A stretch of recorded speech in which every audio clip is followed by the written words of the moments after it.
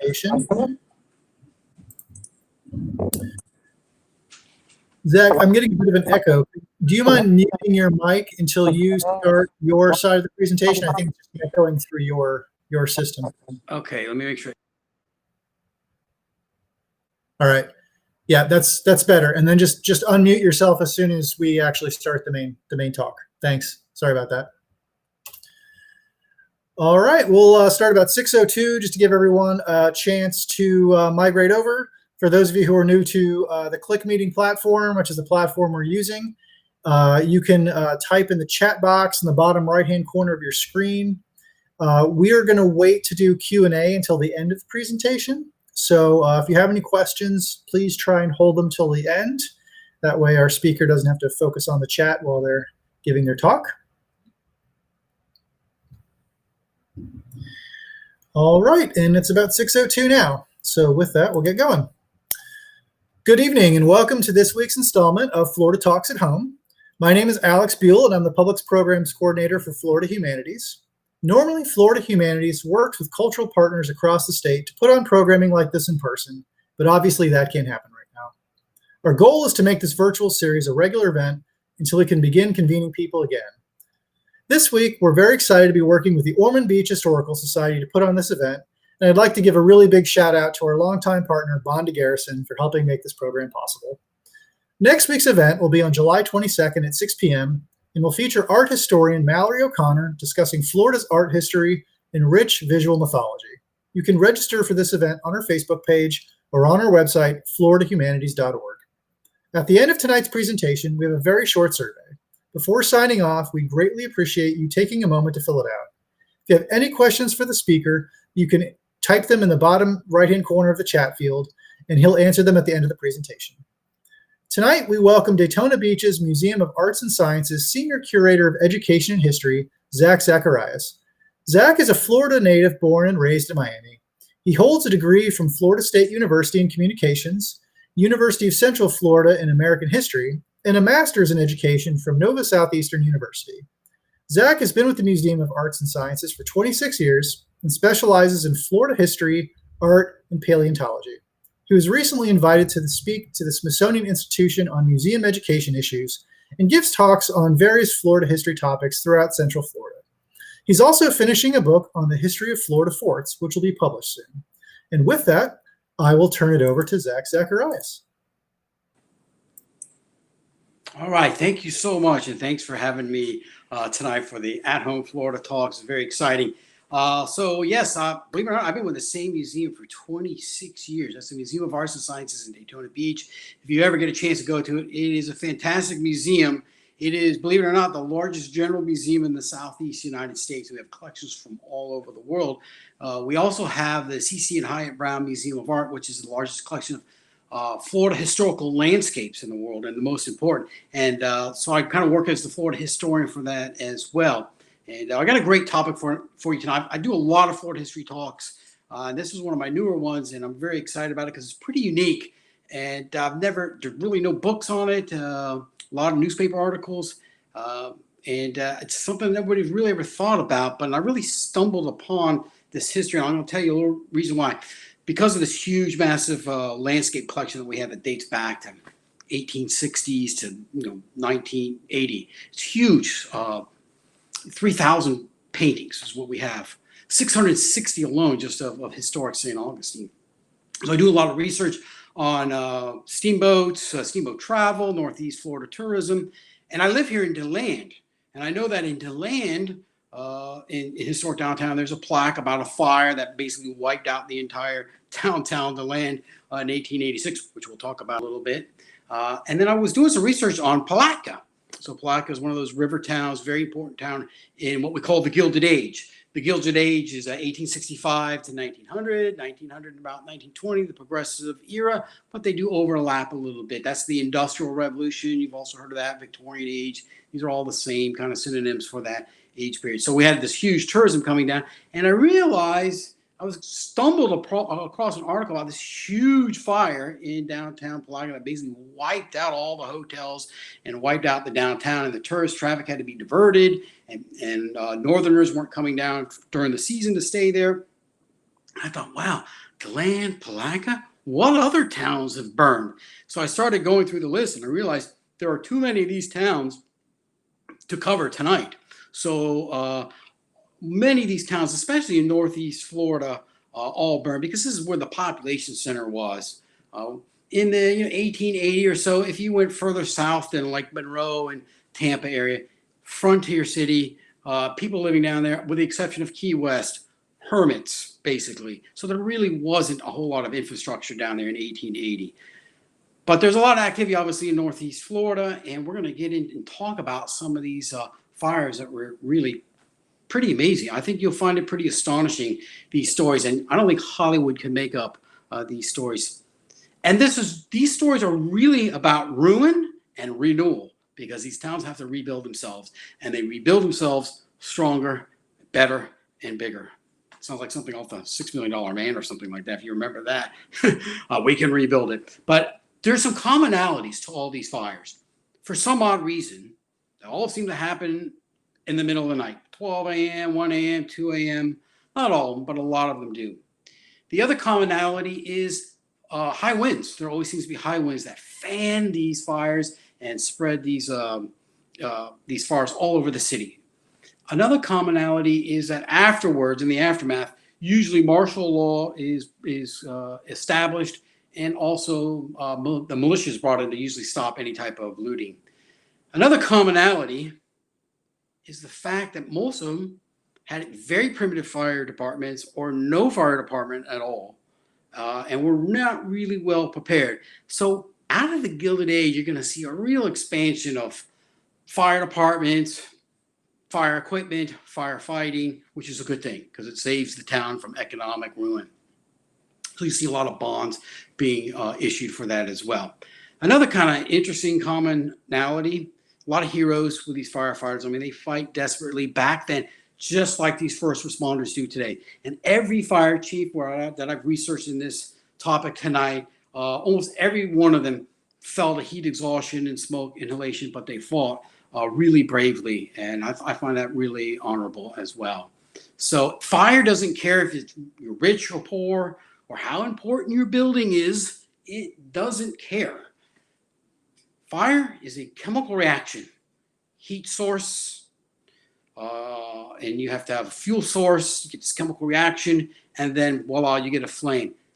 This is really a remarkable fact.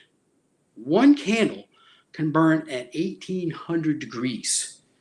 So a candle burns at 1800 degrees. So now when you apply this to old wooden buildings, old wooden Victorian homes that are made of the heart of pine, of the longleaf pine, you can see how a lot of these homes, and even today, they can be consumed in under 3 minutes. It can be completely engulfed in fire in under 3 minutes. Like my brother's house.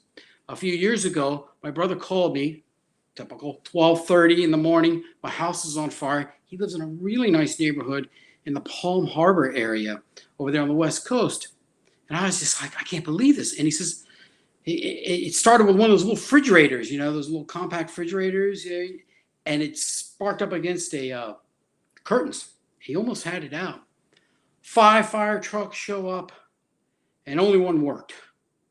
They had a lot of construction in the area over the years. They hadn't flushed the hydrants in years. And all these rocks and cement debris got stuck up into the hoses, and they only had one fire truck. Now, a lot of times when these homes are engulfed, like my brother's house and these places we're going to be talking about, you really turn to the next structure, try to save that structure from being engulfed. It turns to, well, let it go. Let's move on to the next and try to save as much as we can. And that's usually what ends up happening with these fires. And these are landmark events in people's lives.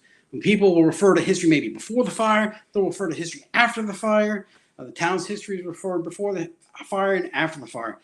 My brother's house, another really, this whole kind of ruin and renewal. His house, bigger, better, stronger, more modern than it ever is. And, it's a tragic way to do it.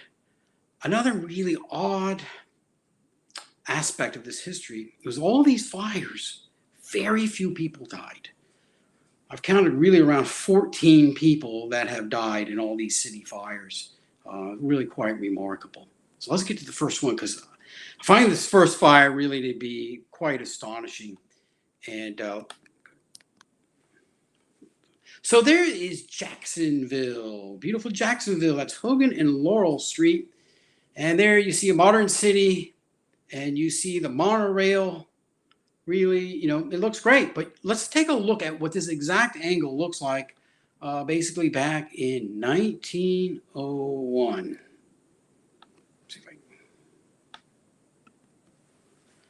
There is basically the same thing. There was a huge fire in the city of Jacksonville that leveled the town.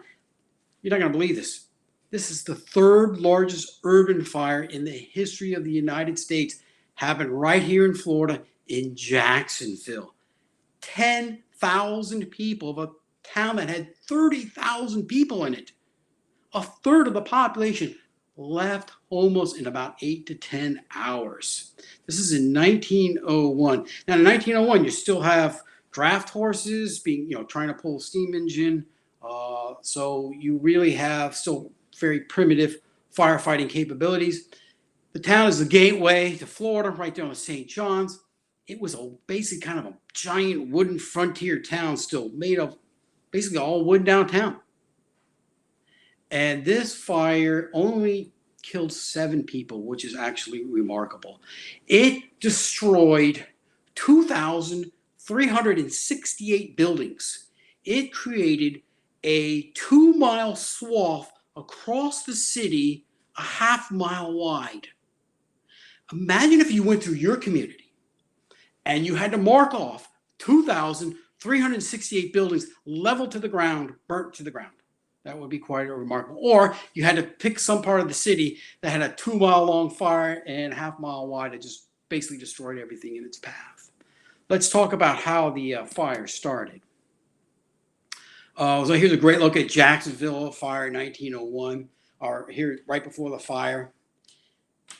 And the fire started at the Spanish moss factory called the Cleveland Fiber Factory, where they made mattresses.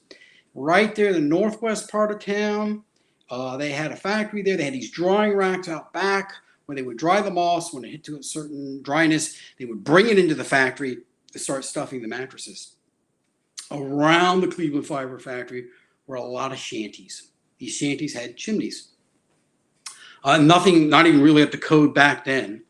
And sparks would come off of these shanties. Now you know where the story's going.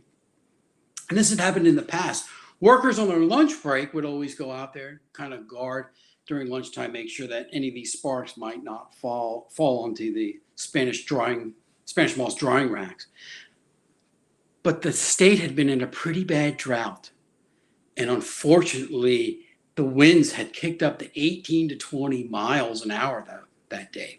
And this is a typical problem with a lot of these fires, that the high winds that fan the flames. And so while people were enjoying their lunch or cooking their meal for their lunch, sparks flew out some of the local chimneys and landed on some of the drying racks. Workers went over there with buckets and they tried to pour them out, but it just got out of control. This time, for some reason, they could not control how many sparks were coming down onto the drying racks, and it just ignited. Nearby, there was like a kid, 16 years old. Local hero, really. Nobody really probably knows him. His name's George Hoden. George Hoden was a German immigrant. He worked at the local saloon nearby. He had gone out back during lunch to grab an egg from the chicken coop. And he heard all this hustle bustle, yelling and screaming, and a little bit of smoke coming from the factory.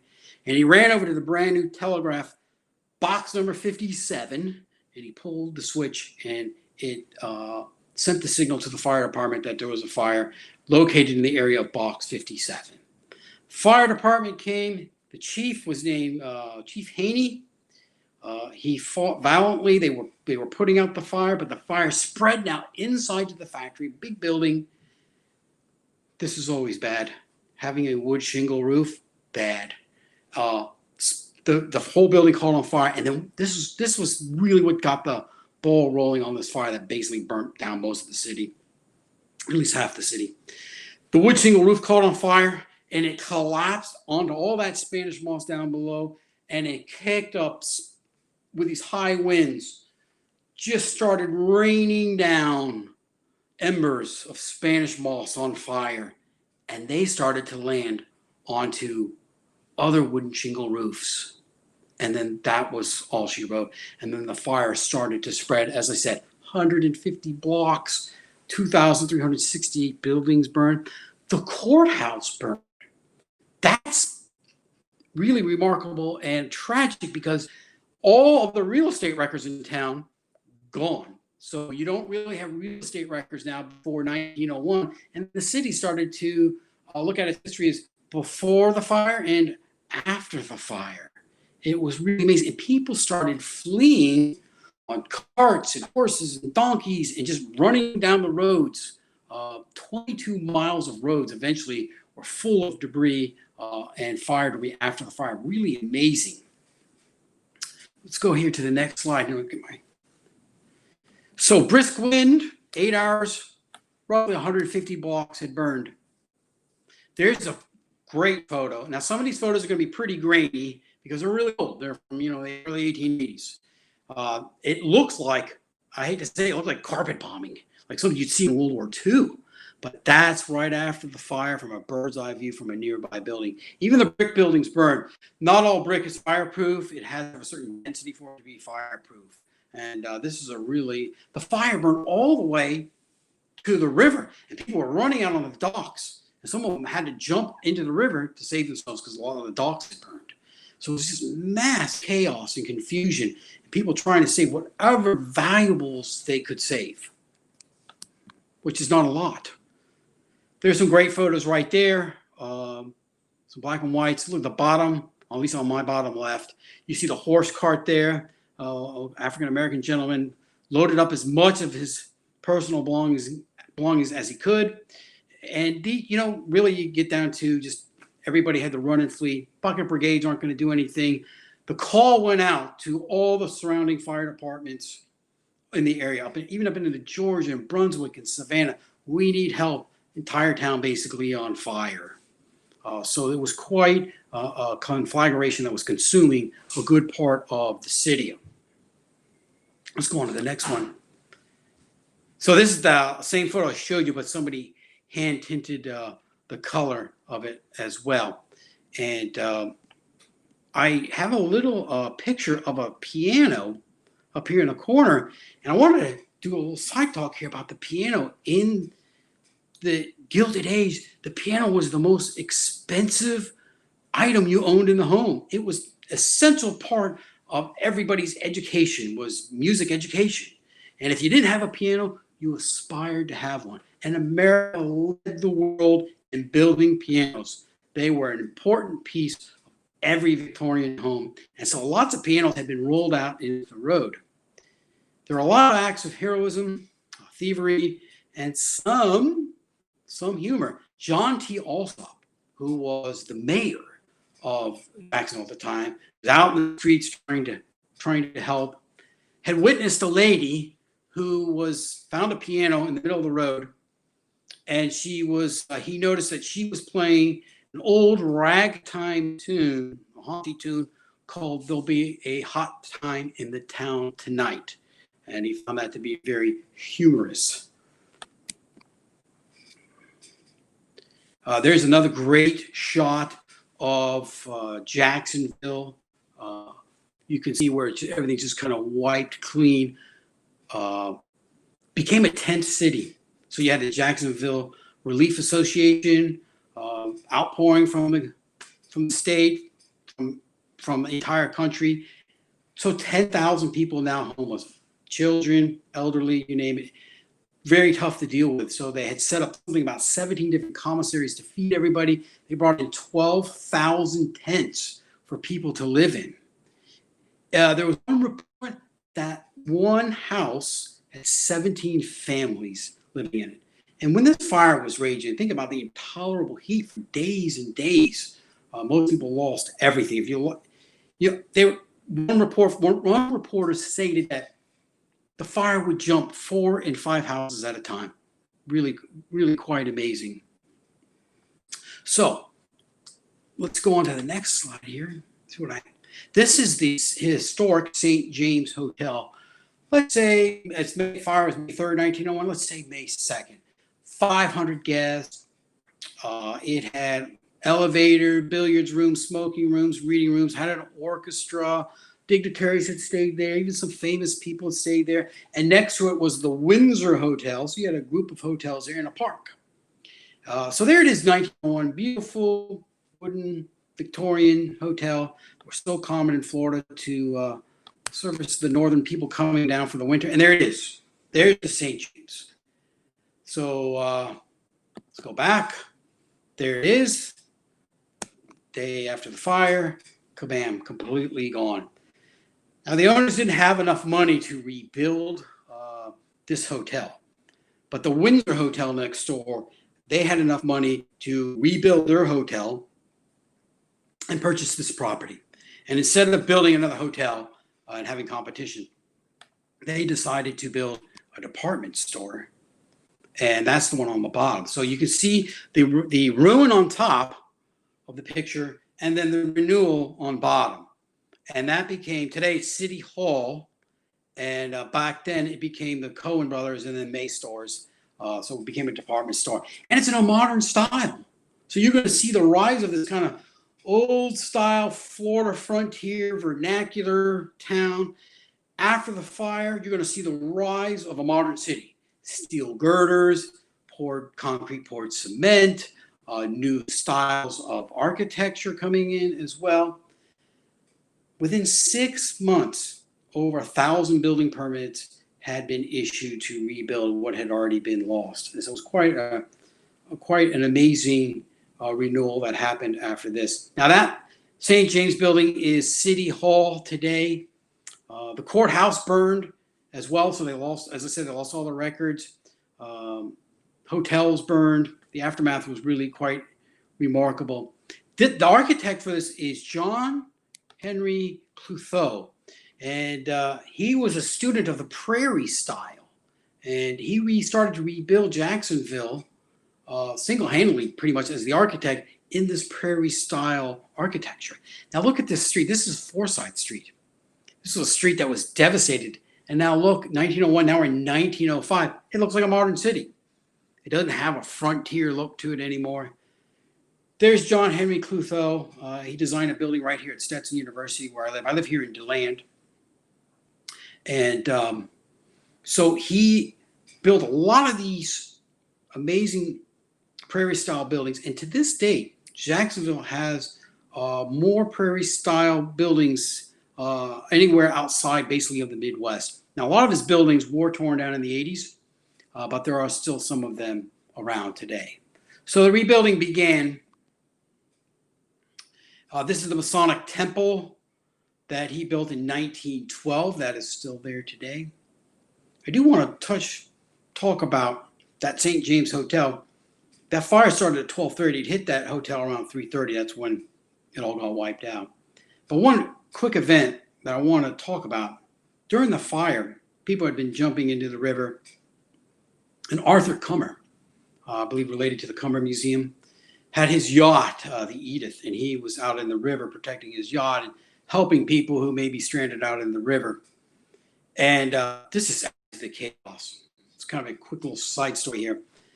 There was a steamboat named the Irene, and it was floundering, and they needed help, and he started to head toward it. But in all of this mass chaos, in the middle of the day with fires engulfing the entire half the city, a water spout had erupted on the riverfront, and it hit that ship, the Irene, and capsized it. Luckily, he had gone over and rescued everybody. Arthur Cummer did.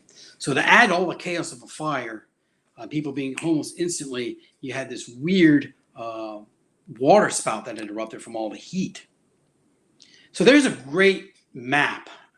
And way up there in the corner, in the northwest corner, is where the Cleveland Fiber Factory was. I can't find any pictures of it.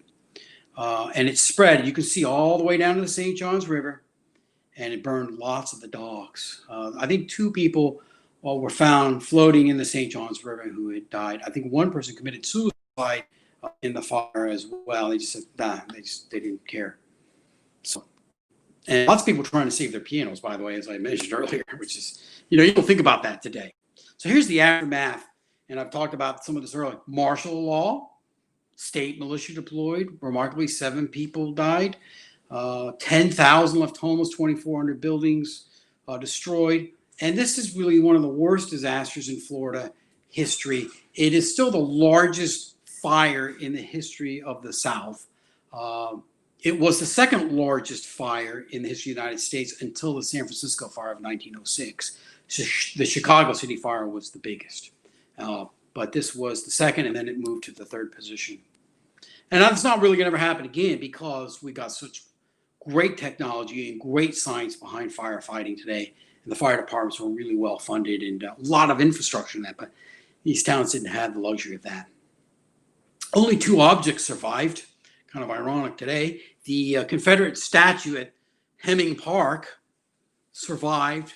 And then the statue of the Virgin Mary at the Immaculate Conception Catholic Church survived. These are the 2 objects that survived in the direct path of the fire of Jacksonville. And then here's a great picture. A new city basically rises from the ashes, ruin, and then back to renewal. You'll see the steel girders going up and modern buildings going in.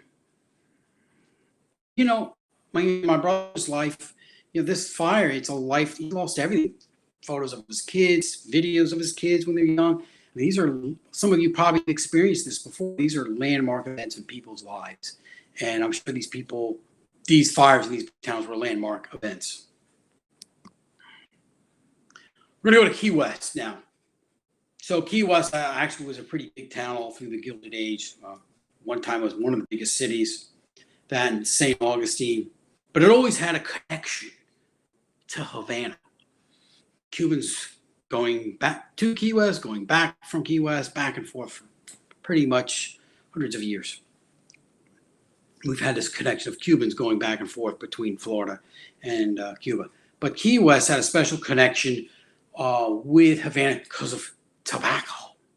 And cigar making goes back as far as 1831 in Key West. And, but they were small. But what's really interesting about Key West, they had a professional firefighting department in 1886, which was really interesting. But when their fire breaks out, interesting enough, their one steam engine had been sent to New York for repairs, so it wasn't there. They had one fire department. And I have this on, was Spain at fault? Well, I think there's 3 reasons why Spain was at fault, the Spanish Empire. You got to know a little bit of Cuban history. 1868, 1878, you had the 10 Years' War in Cuba. That was a war led by Cuban elites, the Cuban wealthy class, Cuban planters, to get freedom from Spain. It failed. A lot of those people were exiled out during the war and after the war to Key West. Guess what they know? Tobacco. They know how to make cigars. So the cigar manufacturing really flourished in that Gilded Age, that time between about 1868 to 1900, but especially in the 1880s. It was a huge business. Lots of factories in Key West and lots of exiles living there. Well, they had this vicious circle going on in Key West. And there's the San Carlos Institute, part of this vicious kind of symbiotic, messed up relationship that Key West Cubans and the Spanish Empire had. On that, like you see that wooden building there, that's the San Carlos Institute. That's basically where this fire is going to start. That's sort of like the Cuban community center for the exiles there. They could go there. They had a school there. They taught children Spanish in the morning. They taught them English. There's billiard rooms. They could go there and talk, socialize, hold dances. Community center. There's a little coffee shop right next to it.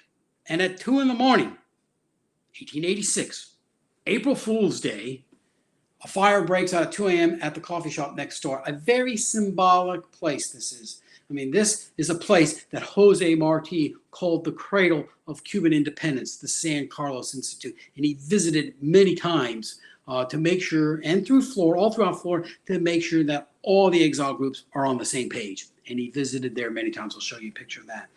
There's a picture there of the Duval Street. And this is located on Duval Street. It's just an old photograph. There aren't that many photos of this fire as well. But this vicious cycle, the exiles, who are the cigar factories, these workers, so the cigar companies in Key West purchased the tobacco from Cuba, right? And then the cigar makers make the money and the workers make the money, and they send their money back to the insurgents. But the Cuban Empire, the Spanish government, they need money, so they have to sell their tobacco to Key West, and they make money, and they fund that money into their military to fight the insurgents. So you have this crazy roundabout money flowing back and forth and back and forth. The Spanish government got tired of it, and they're well, we got to do something about this. We could probably sell our tobacco to other places, and let's basically start a fire. Not at the San Carlos Institute. That's too obvious. We'll do it next door, and it will spread because everything's wooden. Everybody's got a wooden roof. Ironically, the fire engines in New York City are being repaired. It's April Fool's Day. So pretty crazy. Half the town burns. Almost all the cigar factories are gone. Thousands of cigar workers out of work. Okay, that's reason one. Symbolic place. The San Carlos Institute. Basically, the fire started it. Number two, I find this I just find this history so remarkable. There were Spanish ships from Cuba at daybreak off harbor of Key West, waiting to take Cuban refugees from the fire back to Havana and to Cuba. They were there to rescue them. Now, if the fire started at 2:30 a.m., and then 6 hours later, there are Cuban ships waiting to take refugees back, and some 400 did, of these people who were refugees from the fire.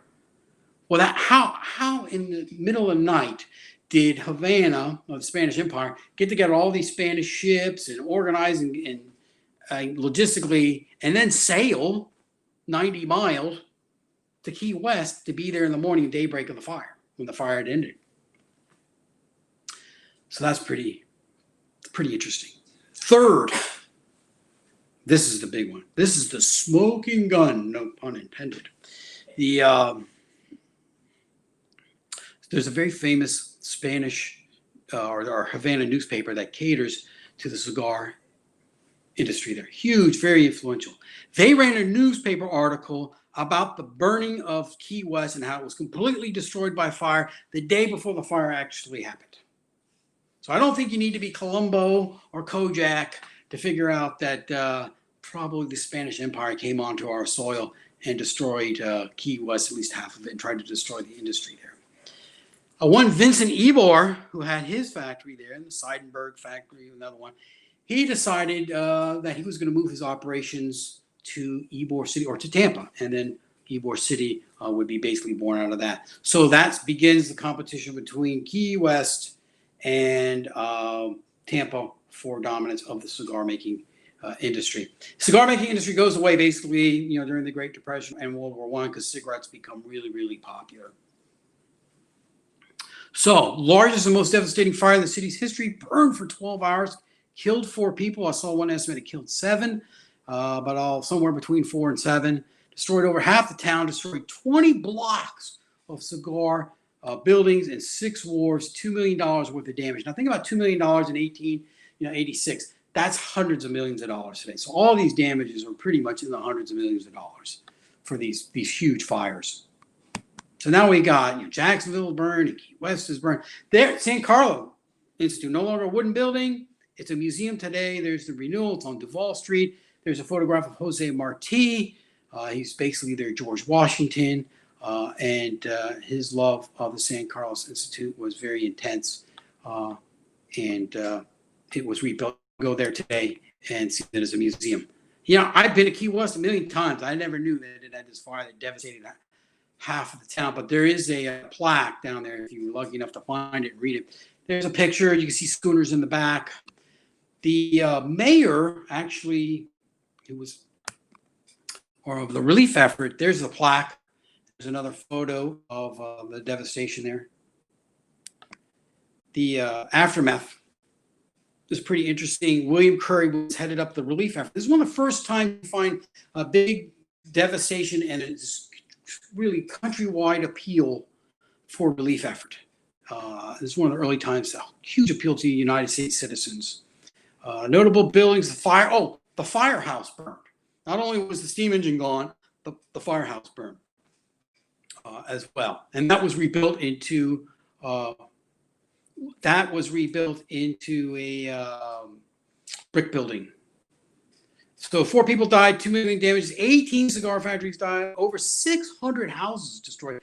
Now, one of the things that happens as a result of this is that you can build a wooden building, but it has to have a metal roof. And if you've been in the Key West, everybody's got a metal roof. So there's pine is plentiful down in South Florida, Dade County. So yes, you could build a wooden building, but it had to have by ordinance now a metal roof. Water, they raised more money for more fire departments and more sophisticated equipment as well. So there's the old firehouse. You can see it was made of wood. That's hook and ladder number 1, pulled by big giant draft horses. We've got uniforms. And then there's the new one in 1897, which is a brick building, probably still there. And still pulled by draft horses, obviously. But look, they got more engines.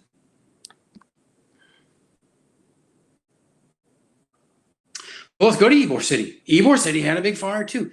Guess what? In the cigar manufacturing area. Although this was an accident. A boarding house owned by Antonio Diaz caught on fire in the middle of the night, 2 a.m., and burned basically half of Ybor City on March 1st, 1908. So a little bit here into what we call the progressive era of the country. The cigar section of Ybor City, the fire started in the boarding house, loss of $600,000. Strong winds. Wow. That's not unusual. What's also interesting about the Ybor City fire is in that part of town, Tampa had stores. They stored a lot of their trolley cars, their electric trolley cars in a warehouse. That entire warehouse burned and destroyed 20 electric railroad cars. There was one loss of life. One woman of Cuban descent who worked in the cigar industry had ran down the street and she died of a heart attack. So nobody died directly of the fire, but she died of a heart attack. 19 blocks burned, 200 homes destroyed. Again, even 200 homes. Imagine going to your neighborhood and saying, I'm going to have to pick 200 homes that are destroyed by fire.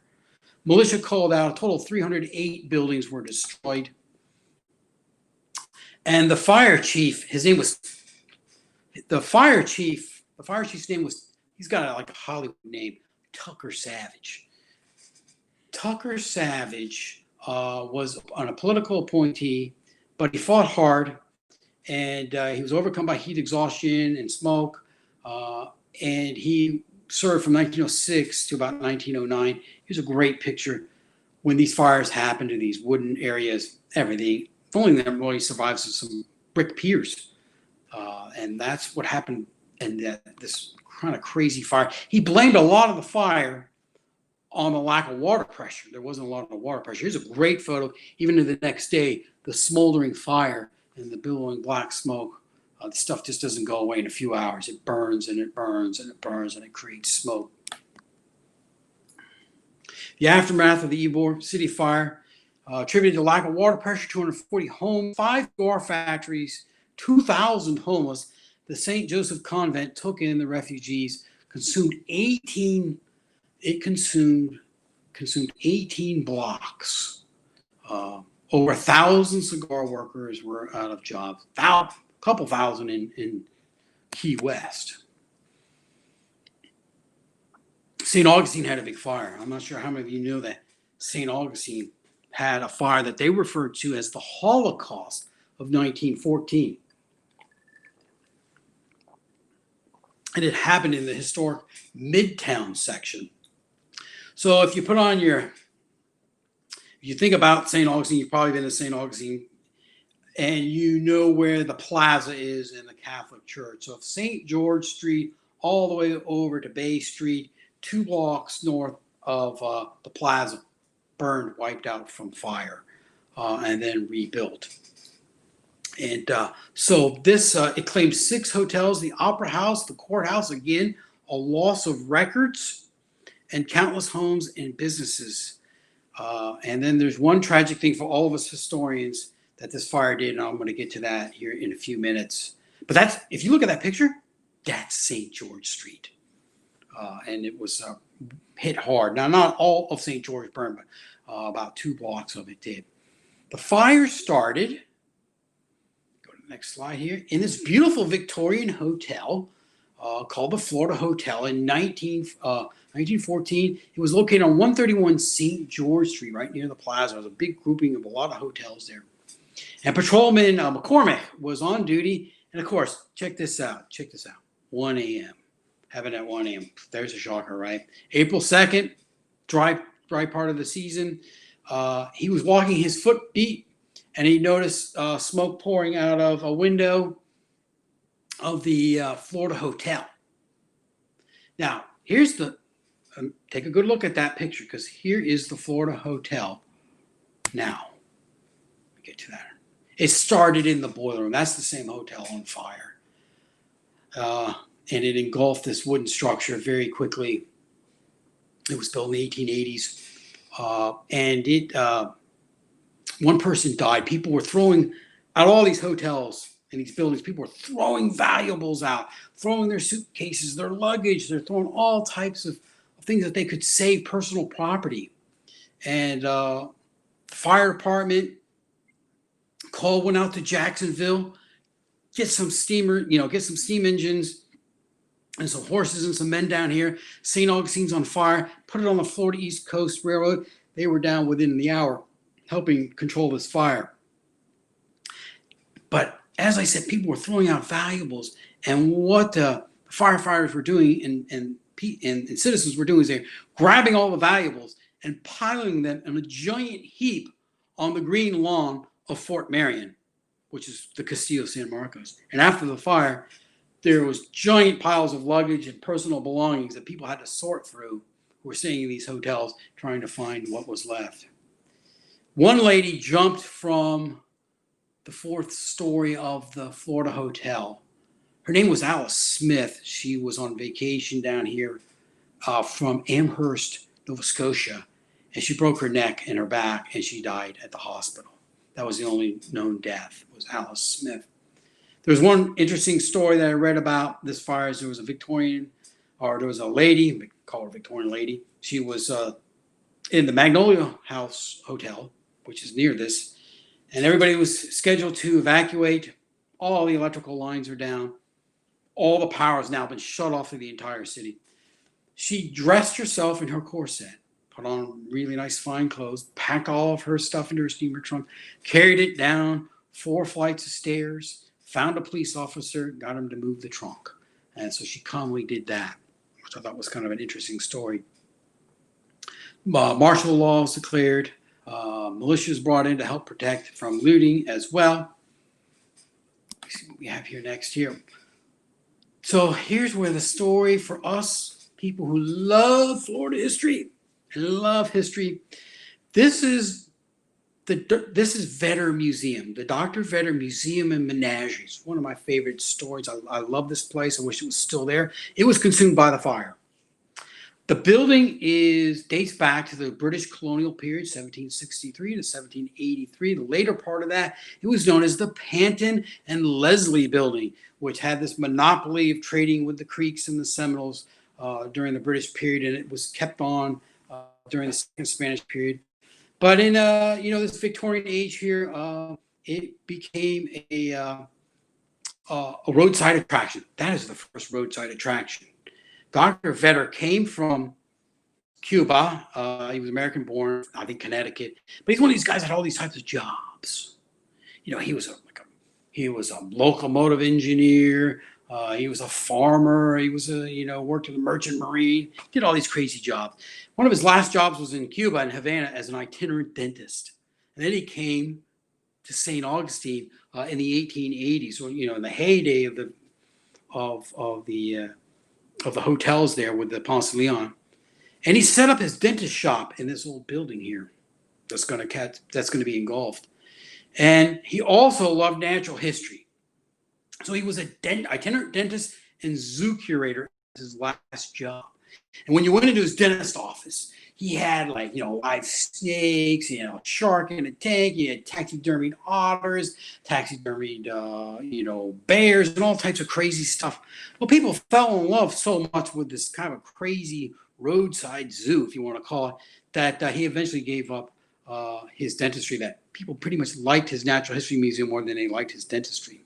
And by the way, one of the recommendations before you came down here on vacation for the season was that you went to the dentist office and got any teeth work done that you needed. If you needed a tooth pulled, you did not want to be stuck in Florida in the Gilded Age needing of a dentist. So here is the Panton and Leslie building there, or the Vetter Museum. That's a painting that the museum owns in the C.C. and Hyatt Brown collection. It's on public display. It's done by Frank Henry Shapley, who was an artist in residence at the Ponce de Leon Hotel. And he had vacationed many times during the winter seasons down to Florida. The museum owns 26 of his topographical style landscape paintings. There you see almost a historical record of what that building looked like there. The Bridge of Lions is really close there. Here you see some Menorcan crafts. You see a billowy sky, lots of great detail, lots of great color. Now, the tragic part for us historians is that after Dr. Vetter had moved out of that, or he passed away, and now this roadside zoo is gone, the Historic Society took over it. The St. Augustine Historic Society took over the Dr. Vetter Museum and made it their headquarters. And then in 1914, burned. Now think about all the historic documents, photographs, maps, stories that were in that society. They were gone. Burned. There's Bay Street. That's like kind of where the Hilton is there today, right before the fire. There's the Magnolia House Hotel. That did not burn. That's the hotel right there, that Victorian one. It's the one where the lady who dressed herself in the corset and calmly organized herself during the fire and showed no fear, no panic. That burned in 1935, that hotel. And then there's St. George Street. I don't know if these prisoners are from that kind of jail, that old city jail. But anyway, there's St. George Street, and they employed, or I don't know if they employed, but they used prison labor to do the renewal. There's the Munson Hotel. That burned as well. Bossy Munson had a boarding house in the Gilded Age there. That burned. And then the renewal was this magnificent hotel, the Munson Hotel, after the fire in 1915, a Spanish Revival hotel, very large, very expanded from a boarding house. You can see that's right there where the Bridge of Lions is, right there. You're coming over the Bridge of Lions from the beach. Right there on the right-hand side was this big, giant hotel. It was at least competing against the Ponce de Leon. It had a waterfront view as well. And that survived until the 1960s. And now I want you to look at that picture really good. Look at it really well. Because this is what the Munson family replaced it with. The roadside Munson Motor Lodge. So they went from that gorgeous structure to that, which was basically kind of a tacky Munson Motor Lodge. This was a very famous place. This was a very famous place, this Munson Motor Lodge. This is the site where those young African-American males during the Civil Rights Movement had gone into the pool, and the manager was throwing all types of acid into the pool to try to get them out. And Martin Luther King came down, and it was a huge national, it was on the national news, big scene. Today, the Hilton Hotel is there, and there is a plaque commemorating that civil rights incident that happened at the Munson Motor Lodge. So that was basically built in the 1960s. They tore down the other hotel. So here's a quick little map, little tourist map. Let's see if I can remember how to get the pointer. There's the pointer. Let me get the pointer here. So basically this area right here, there's the Munson Motor Lodge right there. This whole area here burned right in here, gone in the Holocaust. People who lived locals there always, talked about these fires. I mean, this is something, as time goes on, Oh, you remember the fire? You remember this? You remember that? So the aftermath was a state militia brought in. One woman died. 5 tourist hotels destroyed. Innumerable houses were destroyed as well. Electrical power had to be shut down to the entire city. Courthouse. The courthouse was lost. So just like Jacksonville, they lost a lot of the records. The Historic Society lost. And then basically, 2 square blocks burnt to the ground. The Deland fire started where I live here, downtown, all wooden. Henry Deland came here on vacation, stayed at the famous Brock House, if you're familiar with that, on Lake Monroe. Didn't like that area down there near DeBerry, but as he got up to the Highlands here, he fell in love with this little town called Parsimmon Hollow. That was the name of Deland. And then he ended up investing in the town. They changed the name to his name. And it had all wooden downtown, and they had this saloon called the Wilcox Saloon. And it had a sawdust floor. And somebody dropped a cigar, they think, and there's not much information on the Wilcox Saloon. It burnt the entire downtown down. They really had no fire department, some hand pumps. That was it. It swept both sides of the boulevard. And now an ordinance is put through. No wooden buildings and no saloons, at least until the Prohibition ended. Saloons were really, think about this, in that Gilded Age up until Prohibition, there were, for every Starbucks, there were 25 saloons. Alcoholism was really out of control. And contrary to popular belief, the Prohibition actually worked. Alcohol consumption plummeted. This is one of the only few pictures known of the fire in downtown Deland, but it was rebuilt, renewed, all brick. Here's the aftermath. No future wood frame buildings. And then 22 buildings, 33 stores destroyed. And then there's a plaque downtown on the Wilcox Saloon. And then, of course, there's the renewal, the modern city that you see down there today. If you've ever been to Deland, I highly recommend going. It's a beautiful town. Pensacola had a fire, 1905, on Halloween night. And strong winds, 2:30 in the morning. Chief Dicker, the fire chief, overcome with smoke and inhalation and exhaustion. So the chief was overcome. It started in a gentleman's club called the Osceola Club. And I'm going to show you a picture of that. This wood engraving here on my left, is on my screen on the left, is the Osceola Club. It was a gentleman's club. They had billiard room, smoking room, reading room. They did some charity events. It was the kind of the high society for men to go. And then on the right is the renewal of a modernist building after it was burnt. The fire started there in that building and spread through the whole downtown, burned about 500 feet of the downtown and on Palafox Street. And no one lost their life. No one died. And the fire was quite interesting in that nobody knows how it actually started. But it did $300,000 in damages. Some of these places have insurance. Like here's an insurance list. Some of it is unknown. We're not talking about computer technology or even anything modern. So that there's not really known what the damages were or if everybody had insurance. Most probably. Some did, some didn't. 7 large buildings destroyed. One interesting story is there was a sporting goods store down there on Palafox Street, very close to the Osceola Club. And guess what it had? Ammunition, gunpowder, dynamite. And as the fire spread to the Bruce sporting goods, horrific explosions. And the fire, they tried to go to that part of the fire, but then cartridges started going off. And one of the firemen said it sounded like a Gatling gun going off. And so everybody just kind of stayed clear of that and continued to try to save other buildings. The fire started to spread to the lower part of the city, and the saloons there at 2:30 a.m., many of those people that were still drinking in the saloons decided to stop drinking and head and help the fire department move all types of materials out of stores where the fire was approaching. 28 businesses sustained heavy damage and terrific explosions. And then it was rebuilt. Here's the renewal. This is the Brent building, a modernist style with office with retail on the bottom, The Crystal Palace drugstore moved in there. The Bruce Sporting Goods store moved into the Brent building.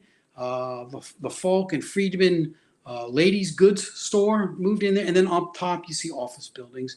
The Blount building is a famous attorney in town, rebuilt a 7-story Chicago-style building. So you see the renewal of these. So I would tell you that every time you go into any type of historic city in Florida that's from that Gilded Age period, remember, a lot of that, probably that town had burned. Gainesville burned, Palatka burned, Fort Lauderdale burned at one time. This is the Pensacola Fire Department. I got 2 more to tell you. Pensacola, one more. This is the Pensacola Fire Department, 1906. Here they are on parade. And I'm sorry, this is the Ocala Fire. This is where I'm at. Oh, that was the Pensacola Fire. Sorry. I'm confused. Sorry, Ocala Fire. 2 more. Here's the Ocala Fire, 1883. Really interesting. Thanksgiving Day, 1883. Now, Thanksgiving back then wasn't this in-house kind of private family celebration. It was usually a day of an outing. You picnicked. And the local newspaper, the Ocala Banner, which was very strong in the region, had promoted this great for all of its subscribers. Meet on Thanksgiving Day at 12 o'clock in the afternoon. We're going to have an outing. We're going to take the train, which just recently came to town, and we're going to go to beautiful Lake Weir for a big celebration. Well, 2 gentlemen who were living upstairs at the Benjamin and Company, which had mattresses and straw and furniture, a fire broke out.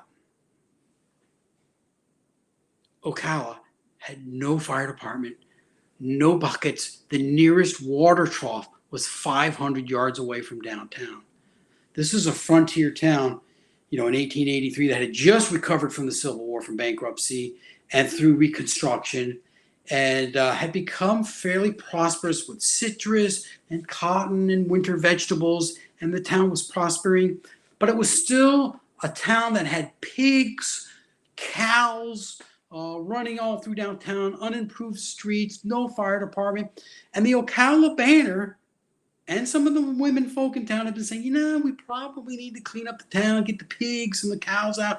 And by the way, maybe we need a fire department.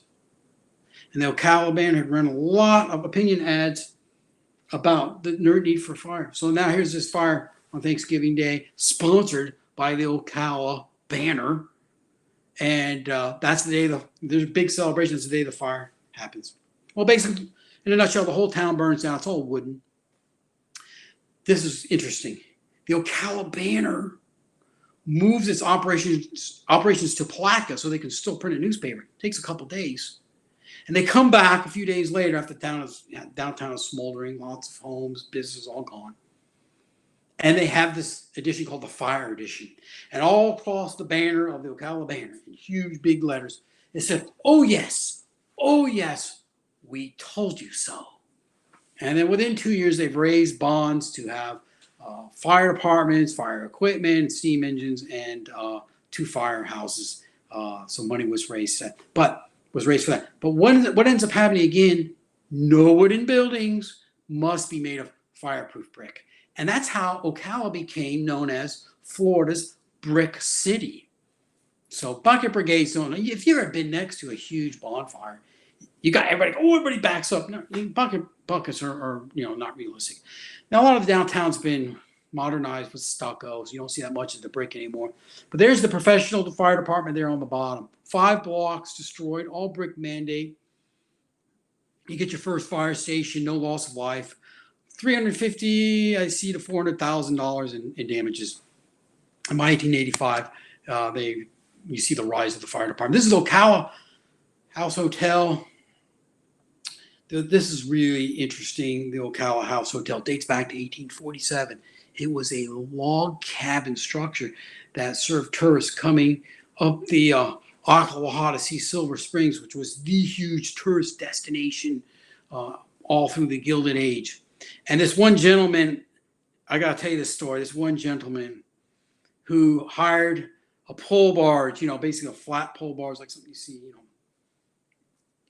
going down a river, and pole barge. Took 10 days to get there from Palatka, and he stayed at the Ocala House Hotel in 1847 when the town was founded, based in Ocala. And he wrote that, the springs were incredible. What an incredible journey to get here. Hotel's good. The sleeping conditions okay, but the food, bad. For breakfast, all they gave me for breakfast was a piece of squirrel. Not the whole squirrel. Not a squirrel buffet, but a piece of squirrel. So his big complaint was the food. Frontier town, frontier foods. People from up north don't expect still to be eating, those frontier foods. That was one of the biggest brick buildings in the state, if not the southeast. That was the new Ocala House Hotel. There was actually one before that, and it burned just before on the day of the fire, and they had to rebuild it into that brick building you see in the photo there. And then it was knocked down in the 1960s. So the Ocala House Hotel, which was destroyed in the fire, rebuilt, lasted to the 60s, and then they raised it. It's too bad. That looked like a really incredible kind of grand hotel. This is my last one. This is Volusia Firestorm. I lived through this one in 1998. I was working in the summer camp. I remember this so clearly. It rained every day in the winter. I mean, I couldn't believe we were getting this much rain in the winter. But when spring came, zilch. Matter of fact, second half of March, April, May, 0.3 of rain for 2.5 months. And in the beginning of June, I remember that, or Memorial Day weekend, some fires. You started smelling smoke. I remember I was working an archaeological dig at the DeBerry Hall, the DeBerry Mansion, where Frederick DeBerry's home was, 1871. Still there. It's a museum today. Wasn't there at the time, but we were doing surveys there. We were also teaching high school kids at the time about archaeology there. We were riding on a school bus back and forth. And you got so used to this fire erupted in northeast Florida here because there hadn't been any controlled burns. So the fuel had built up, and then you got the right conditions. Now, there was a drought all through Florida at the time. There were over 220 fires, but most of it was concentrated in this northeast Florida region from Cocoa Beach all the way to Jacksonville. If you remember this and you were in town, I-95 was shut down. I remember driving by the Speedway, way to the museum, and from International Speedway Boulevard, I couldn't see the stadium. It canceled a week of our summer camp. The smoke was on. You would drive down the interstate, and you would see fire all up and down just on the roadside there, where all the grass is, and you just didn't pay any attention to it because you got so ubiquitous. It was really quite amazing. 10,000 firefighters were brought in. It was the worst ecological disaster in Florida's history. Taking out a Category 4 or 5 hurricane. So while the movie Armageddon was playing in theaters, Volusia County, Flagler County, and St. Johns County, and parts of Brevard County were having their own Armageddon in this massive fire, and you could not go outdoors. $300 million in timber damage, 500,000 acres burned. No one died. 150 houses and structures were destroyed, and 85 cars were burnt as well. And that was my drive every day. Now, that was my drive every day. And I was in a school bus with air conditioning. When we'd go through something like that, you had to put the windows up and suffer with a bunch of teenagers on an archaeology camp. It was pretty crazy. I'd never seen anything like it. I hope we never experienced anything like that again. And I can drive around this area here, and I can still see forests. Oh, there's fire damage from the 1998 firestorm. I see it all the time. Flagler County had to be evacuated, 35,000 people. And I remember very close to the evacuation date, we were eating dinner over there in Flagler Beach, and I left, and I met my wife up there, and we, after work, so we each had separate cars. I'm like, gosh, I hope I can get home. So the fire, you can see on this I-95 closed. I mean, the interstate's closed all the time.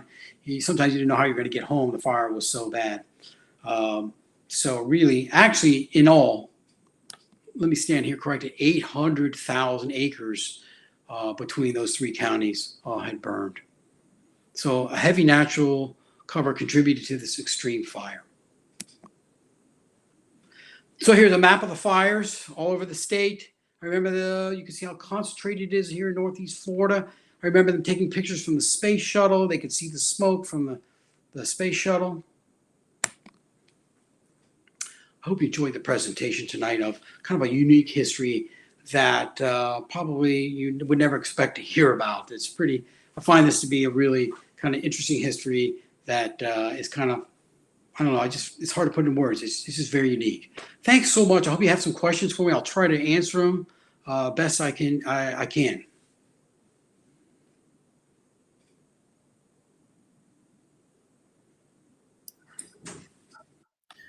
All right, everyone. I just threw up a survey for today's program.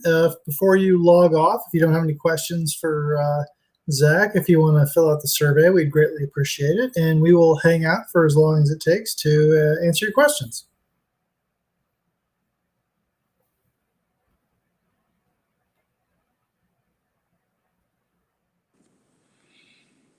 I've been on a Florida forts book.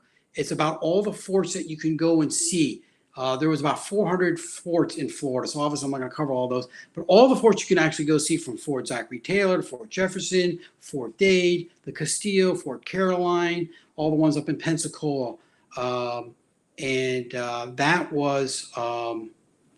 what the book is about, and it's about 13 chapters. And what the book really is, it's a way to learn Florida history through the forts. That's really my goal with this book. Learn Florida history, but through the forts. So there's another question in the book. Hopefully it's going to come out within the next 2 to 3 months, hopefully 2 months. But I'm hoping to get the review copy here soon. Have they tried to restore records lost? That's a good question. They would probably have to ask people who lived in these towns. I don't know how. Fire is very devastating. If you want to destroy a computer and computer records, what's the one way to do it? Fire. It's really devastating. Somebody had a question about no Miami fires. Well, there were Miami fires probably during the big firestorm, but the worst part of the fires were here in Northeast Florida that were at least stretched, that were threatening people and structures.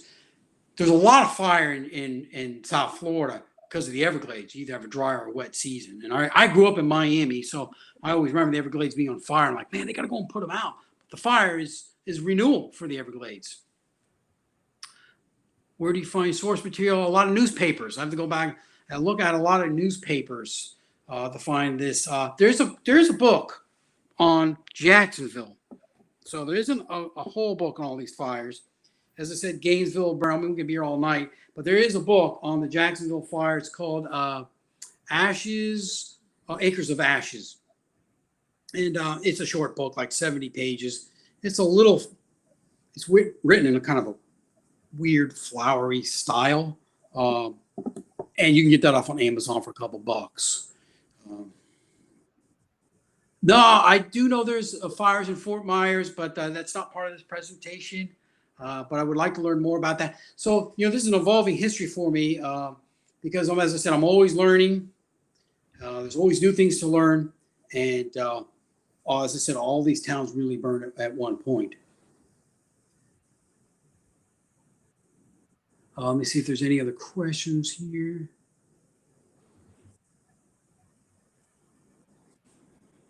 Thank you for your time. Let's see if there's any questions. I'm so glad you all joined me for this. I put a lot into this. I'm hoping actually after I do the fort book, to maybe turn this into a small history book, because to pull all these stories together and all these cities into one book would be really nice, of having all these little separate books.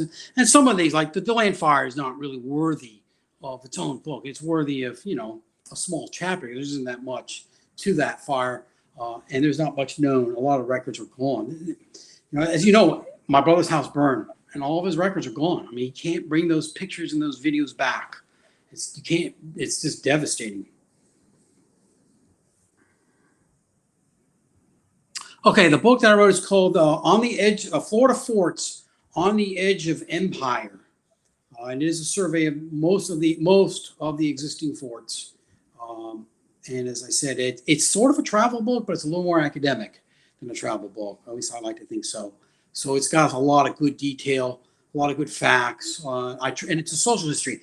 I'm not a weapons guy. I don't go into this regiment came in here for 3 months and this regiment left, or this, it had, into the science of the cannons. It's really a social history about what was going on at that fort. And some of these forts, nothing happened. And some of these forts, some interesting things happened. Definitely. I mean, it's cool. I mean, digging into history is really awesome. And, history is big. So many times we learn history on a timeline, right? It's really incorrect. It's big history. I mean, there's this innumerable amounts of connections that happen with all this history. So when you think about history, think about it in a big picture. Like I've related this to, the Gilded Age and a little bit of what life was like in the Gilded Age. So history is just more than learning on a timeline. And there's lots of reasons for why things happen. And history is a lot of times about conflict as well, not about like military conflict, but conflicting of ideas. Well, we didn't thought we needed a fire department until something happened. Now we need a fire department. We constantly need to be upgrading it. Any controlled burns? Yeah. So controlled burns are really important. You have to have a prescription for that. It has to be the right time, the right conditions, and they're super important because otherwise what happens if the fire gets too big, it burns the tops of the pine trees and kills them. So pine trees is good. Fire to pine trees like a back massage, and it likes it as long as it doesn't go way up into the canopy. Then it kills it. So it's very dangerous to have too much built up. Someone asked where they can buy your book and if you could repeat the title. Okay, sure. Well, the book is not out yet, but I can contact the Florida Humanities Council when it comes out. It is called Florida Forts on the Edge of Empire.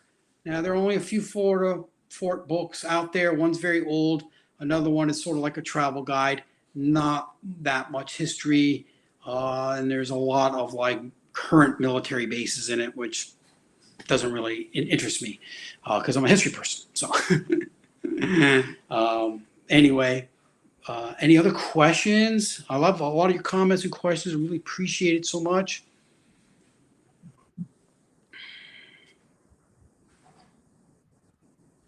Scheduled burns. Yeah, I would say that's what they would call them right now. I'm not an expert in forest fires, but we own a property. The museum owns a property. We own 200 acres of James Gamble from Procter & Gamble, who owned his hunting lodge. And up until the epidemic, we were about ready to have a controlled burn out there, and it was in desperate need of a controlled burn because it keeps the plants out that aren't supposed to be there, and it really renews. It's renewal. It is renewal, just like a lot of these towns, these controlled burns. And that was the Volusia firestorm of 1998. That was really not about renewal because the places that got burned were destroyed because they had not burnt these places. So a lot of that timber was lost and destroyed. So there was not much renewal there. They had to replant. Yes, Barbara, we recorded this presentation and we will make it available on the website sometime tomorrow.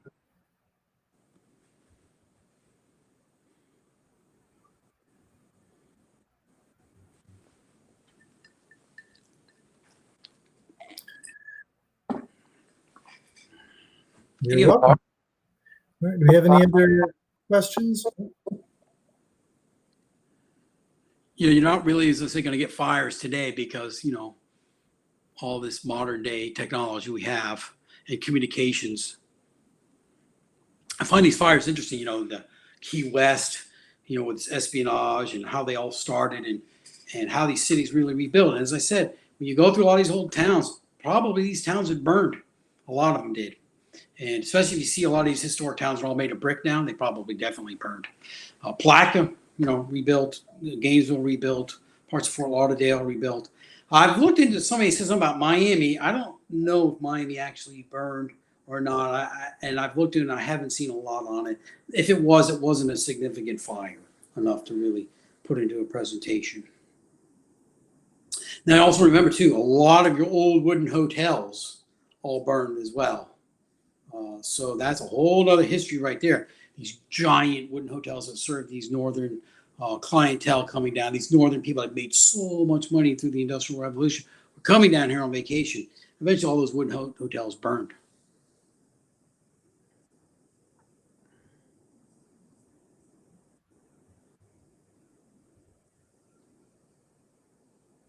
So, question is, do you think that your book on fire will integrate urban town fires with non-urban fires?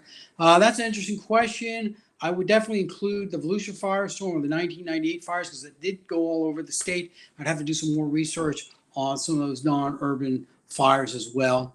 That's a really good question. I have to look into that. I really am a social historian. I like a lot of the social history, but I do love nature, and I do a lot of paleontology for the museum. I'm sort of the avocational paleontologist for the museum, so my love of nature in Florida as well is strong. So that's a really interesting idea. Kind of include the two. Big fire in Florida. Okay, yeah. Plume hunters. Yes, I have looked into the history of plume huntings. I do a presentation on unusual stories of the Everglades, which includes plume hunting as well, which I still don't think those birds have recovered. I grew up very close to the Everglades in South Florida, Southwest Miami. And we used to go to Naples a lot. My dad, he had property over there, and we would cross over the Tamiami Trail all the time. Just absolutely fascinating. Tom Hall in Fort Myers written a book about fires in Fort Myers. I'd like to check that out. All right. Do we have any other questions? If not, then I think we will call it a night. But we appreciate everyone tuning in for this week's Florida Talks at Home. And we hope to see you back next week. Thank you so much. Yeah, thank you, Zach. And thank you all for tuning in. And we'll see you next week. Have a great night.